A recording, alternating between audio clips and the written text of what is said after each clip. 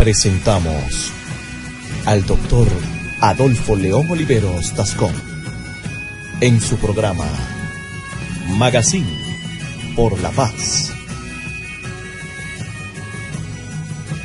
Muy buenas tardes a todos los oyentes de lapazestéreo.com. Estamos en el Magazine por la Paz.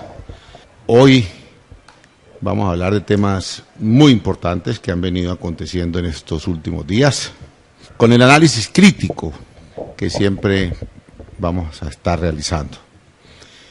Nos acompaña Hervé Arturo García, nuestro gran amigo aquí en la mesa. ¿Cómo está, García? Muy bien. Si la vida es una estación permanente de los sueños, yo me siento todos los días muy bien. Bueno, García, le cuento pues que en el tema del plebiscito hay unos movimientos políticos o grupos o partidos, como usted le quiera llamar, que tienen una cosa que se llama la encrucijada en el alma. Por un lado está el Partido Conservador, que tiene una participación en el gobierno del presidente Santos, en cabeza de su jefe de ese movimiento, un señor David Barguil, que tengo entendido que es pariente o yerno de Gaviria, casado con la hija de él, con María Paz. Y ahí hay unos congresistas, entre ellos Hernán Andrade, y un grupo fuerte, senadores y representantes, que obviamente están en la unidad nacional buscando la forma de sostener los puestos, los contratos y la mermelada que tienen por pertenecer a la unidad nacional. Por otro lado, hay otros personajes, como son el señor Andrés Pastrana y la señora Marta Lucía Ramírez, que andan distanciados de las directivas del Partido Conservador. Han planteado que el Partido Conservador debe votar no, con un no en el plebiscito, con el cuento de que se está consolidando un golpe de Estado, un supuesto golpe de Estado, que no se ve de dónde salen con semejante adefesio. Pero lo cierto es que el señor Pastrana y la señora Ramírez, no sé si por protagonismo o por no quedarse por fuera de los titulares de los periódicos, se oponen a que el Partido Conservador acompañe el sí en el plebiscito. A mí me parece que si el señor Pastrana, que estuvo 4 años en el poder, tratando de hacer el proceso de paz con la FARC, inclusive entregando gran cantidad de un territorio nacional como es el Caquetá, San Vicente del Caguán, 42.000 kilómetros cuadrados. Lo dejó metido tiro fijo el primer día de la conversación. No se entiende cómo este señor, que intentó por todos los medios, haciendo inclusive campaña para hacer el pacto con la FARC, cediendo tanto territorio y durante 3 años y medio despejando un departamento que es más grande que El Salvador y que Honduras juntos. No entiende uno cómo este personaje se opone al proceso de paz. Y lo mismo también diría yo de Marta Lucía Ramírez, aunque Marta Lucía Ramírez ha sido una persona que ha sido burócrata todo el tiempo, estuvo en el Ministerio de Defensa, y le tocó la época de la seguridad democrática con el doctor Uribe, dieron buenos golpes a la FARC y a los helenos.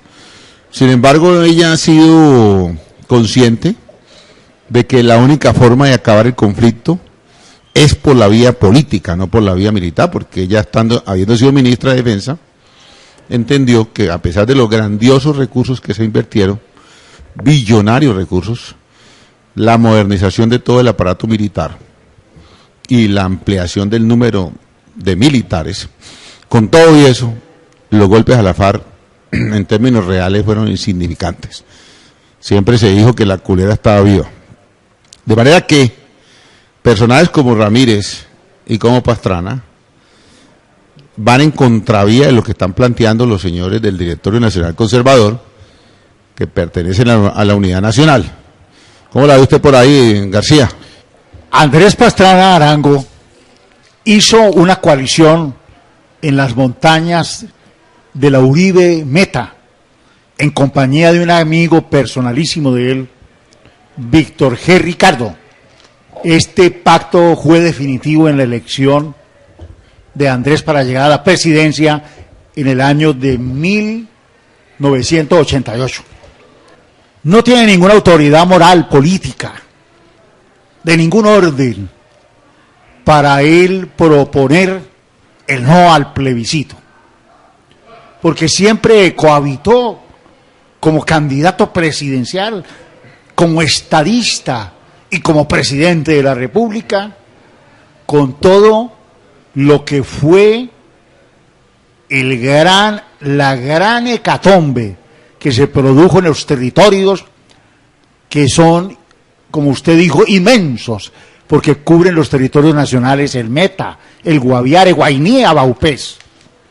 De tal manera que Andrés Pastrana tiene en su boca un espadrapo para no hablar de esta situación de un no al plebiscito por los acuerdos finales y los acuerdos de cese al fuego definitivo con las FARC. Mire, García, a propósito de Pastrana o Pastranita, sí. Resulta que el presidente Santos sí. respondió a un Twitter que le mandó, que colocó este señor, expresentador de televisión. Le respondió que desde un yate en el Mediterráneo es muy fácil hablar de guerra. Y la reacción de la familia Pastrana, Juan Carlos Pastrana y su hermano, fue prácticamente desproporcionada, en el sentido de que acusan al presidente inclusive de ignorar dónde quedaba el sitio donde se encontraba el expresidente Pastrana. Pero a mí me parece que si uno hace un análisis de fondo, lo que quiso decir el presidente Santos es que aquellos que se oponen a la paz, que quieren continuar con esta guerra insensata, que solamente lleva al cementerio a los campesinos y a los habitantes de los sectores populares, estos señores viven felices paseando por fuera de la frontera nacional, viven en Miami, se la pasan en Europa con el cuento de dar conferencias, pura paja, están bronceándose en un yate. De manera que muchos de estos pseudo enemigos de la paz lo que hacen es defender sus propios privilegios. No están pensando en las mayorías, es que la mayoría es los que son los que ponen los muertos. Los policías rasos son de extracción popular. Los soldados rasos son de extracción popular. Yo no he visto el primer soldado raso que salga de los tratos 5 y 6, no conozco el primero, y si lo hay, me gustaría irlo a saludar, hermano, pero no conozco el primero. A otro grupo y movimiento que también está en una encrucijada en el alma es el Centro Democrático. Resulta que el doctor Álvaro Uribe, que es jefe de ese movimiento, obviamente él, pues digamos que es la última palabra en ese movimiento. Allá todos opinan, pero cuando el jefe habla, chao, cada cual con su discurso en mochilalo. Pero hay dos tendencias. Hay una tendencia de extensionistas, en las cuales está Carlos Holmes Trujillo. Hay una tendencia de votar por el no, que está Iván Duque. Creo que también José Odilio Gaviria también respalda esa posición. Pero lo cierto es que la encrucijada de los amigos del Centro Democrático tiene mucho que ver con contarse. Que contarse no es fácil, porque de todas maneras lo que sí están demostrando las encuestas es que la gente que va a salir a votar el día del plebiscito mayoritariamente va a respaldar los acuerdos de La Habana. O sea que van a votar por el desarme, por la entrega de armas, por conseguir una reforma agraria integral, por consolidar un estatuto de la oposición, por realizar la reforma a la justicia que no se ha podido hacer en 50 años, por reforma política, por democratizar el acceso al poder, etcétera. O sea que los señores del Centro Democrático, que tampoco son ningunos bobos, y mucho menos brutos, son gente muy capaz, están echando cabeza. ¿Qué es mejor? Llamar a una abstención donde pasan desapercibidos, o sea, donde nadie sabe cuántos son, porque este país es de abstencionistas. Este país tiene un porcentaje de participación en los últimos 20 años inferior al 20%. Por eso cuando pusieron el umbral en el 13%, lo único que hicieron fue reconocer la realidad. En Colombia la gente no vota. La gente no vota por muchas razones. De pronto mañana o en otro programa hablamos del por qué. Pero la gente no vota. Entonces, si la gente no vota, los que van a votar entre sí o no. ¿Por qué? Porque la Corte Constitucional, en una decisión que a mí me parece un poco rara. ¿Rara por qué? Porque no lo entiendo. No tenían por qué haber puesto a la gente a votar sí o no. También han podido colocar la opción del voto en blanco. Claro. Porque el voto en blanco produce lo siguiente, que si gana, hay que repetir la elección. Claro. Y eso hubiera sido positivo, porque daría lugar a hacerle algunas implementaciones o hacerle algunos ajustes a los acuerdos. Pero el pueblo no estaría diciendo sí o no, simplemente diría el pueblo con un voto en blanco, estaría diciendo que le falta mayor explicación, que falta ampliar algunos conceptos y que se puede hacer nuevamente la elección. Yo creo que la Corte Constitucional en ese sentido falló, porque tradicionalmente el voto en blanco ha servido para que los electores puedan contemplar una segunda opción. Tercera opción. Sí, segunda quiere decir porque la primera es el día electoral. Si ese día gana el voto en blanco, la segunda es la segunda elección. Ah, la nueva convocatoria. Exactamente. ¿Cómo la ve, García? Lo del Centro Democrático debatiéndose entre sí y entre no y abstención. Yo lo veo normal. Es un partido que presenta en este momento aparentemente una agonía, como usted dijo, una encrucijada del alma, una hecatombe, donde ellos se están peleando la supervivencia como movimiento y como partido y como estructura política hacia el futuro. No ha sido fácil ni será fácil la determinación final de ellos de convocar al no o convocar a la abstención. ¿Por qué? Porque están mirando es el porvenir, el futuro, porque puede venir el certificado de defunción política, de acuerdo a los resultados que tenga ese plebiscito. Por eso el paso que debe dar Álvaro Uribe en compañía de sus asesores como Iván Duque y otros es muy reflexivo, muy meditado, porque está de por medio la sobrevivencia de ellos como políticos y como dirigentes de un partido. De tal manera que yo no me extraña eso. Una u otra alternativa que tome no afectará los resultados estruendosos que recibirá el sí en las urnas, porque figúrese, Adolfo, son 1000 y pico de alcaldes respaldando, son los concejales de 1000 y pico de municipios, son los diputados de 30 y pico de departamentos, son los senadores y representantes, son más de 300. Claro que yo no, mira que yo tengo una pequeña acotación allí. Sí. El problema del plebiscito es que el voto es distinto. Yo, por ejemplo, le explicaba a unos amigos hoy que no se preocupen si a la manifestación del Consejo, al encuentro del Consejo, digámoslo así, llegaron 100 o 200 personas y si esas 100 personas o 200 fueron o no a la asamblea. Porque es que el problema tradicional de la política en Colombia, ¿cuál es? Que la gente llena escenarios con gente que la llevan de gancho ciego. suben a la gente a un bus, niños, personas inclusive inválidas, discapacitadas, con mentiras, con una promesa ahí de que le van a dar algo, o de pronto le regalan un billetico, le reparten una cajita de lechona y una Coca-Cola, y a algunos afortunados les dan una canequita de aguardiente. Eso es para las campañas tradicionales, pero esta campaña que es definitiva para, digamos, definir un proceso de paz, donde se requiere que la gente vaya por convicción, no de gancho ciego. Aquí no importa cuánta gente te entre en un auditorio, porque esto son charlas académicas. Esto lo que hay que hacer es intercambiar ideas con los participantes.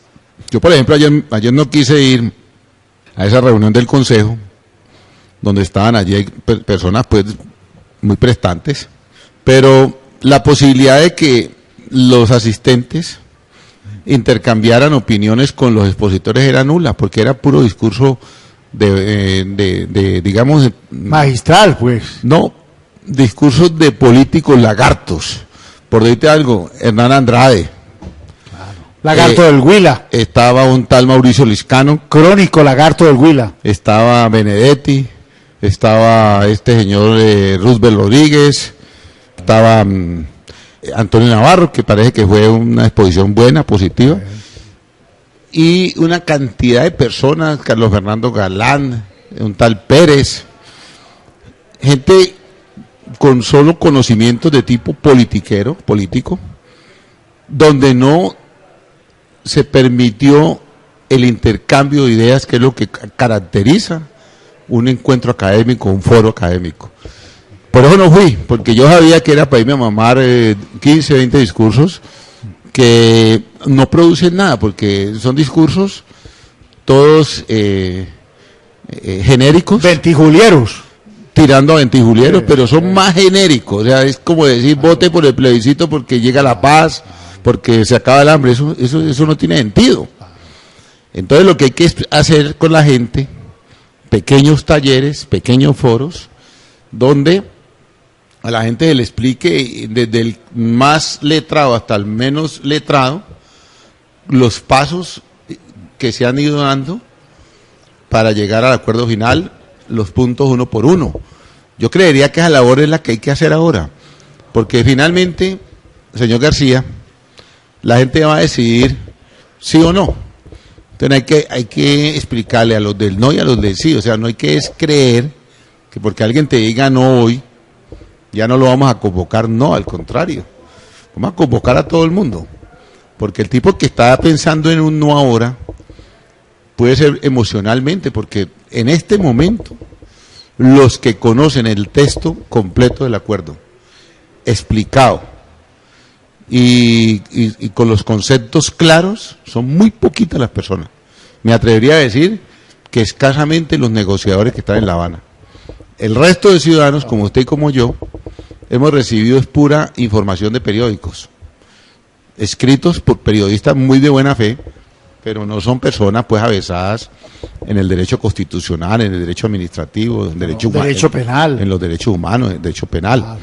Entonces, lo que hay que hacer, y eso lo sugiero con todo respeto a todos los organizadores, precisamente nos vamos a reunir el sábado con el doctor Angelino para hablar del tema, es no preocuparse por llenar escenarios, porque no se trata de subir bultos a un bus.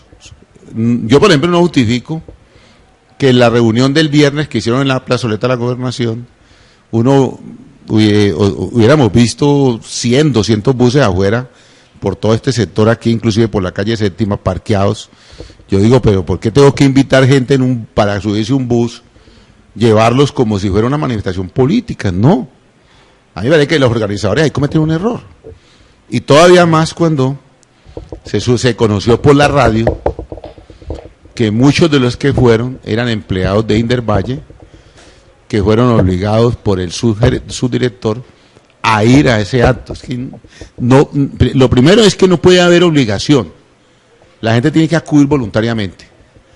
Lo segundo, no deben de ser aglomeraciones. Son actos de interlocutación, son actos de participación. Yo no puedo concebir un taller donde haya más de 50 personas. ¿Cómo haces para revisar un taller con más de 50 personas? Entonces, lo que tenemos que proponer a García, que es primero que diferenciemos que lo que es un plebiscito de lo que es una campaña política. Para mí el plebiscito no es una campaña política y la misma Corte lo dijo. Es más, prohibió que al lado de la promoción del plebiscito se pongan los escudos, las banderas de los partidos políticos. Los funcionarios públicos y los que ejercemos función pública podemos intervenir en este debate siempre y cuando no estemos respaldados con insignias de partidos o movimientos políticos. Eso lo dice la Corte clarito en el fallo. Claro. ¿Cómo la ve ahí, García? No, primero yo quiero insistir, donde le vaya mal a Álvaro Uribe y al Centro Democrático, yo creo que se está ese día firmando el certificado de defunción política, porque pienso que de ahí hacia adelante, qué posibilidad de armar como lo arma con tanta sagacidad Álvaro, y sobre todo convencido él mismo de lo que él dice. Es que el tipo habla de un tema y el tipo lo habla convencido de lo que está diciendo. Entonces es algo supremamente delicado lo que se está jugando allí el movimiento del Centro Democrático. Lo otro, esas reuniones que tú dices, hay que censurarlas. ¿Por qué? Porque es que esto no lo podemos volver la campaña a la presidencia de la República de alguien que por algún departamento grande de Colombia, con mucha plata, mucho presupuesto, mucho empleado, mucha contratación, permita abrir las puertas para sacar 4 senadores en el próximo debate parlamentario y se abran las puertas pues para una precandidatura presidencial de alguien que aprovecha el problema de la paz y la resolución de la paz hacia adelante. Pero en medio de eso le metemos pues la política para intereses absolutamente mezquinos, egoístas, con el fin de buscar propósitos y prebendas políticas hacia el futuro.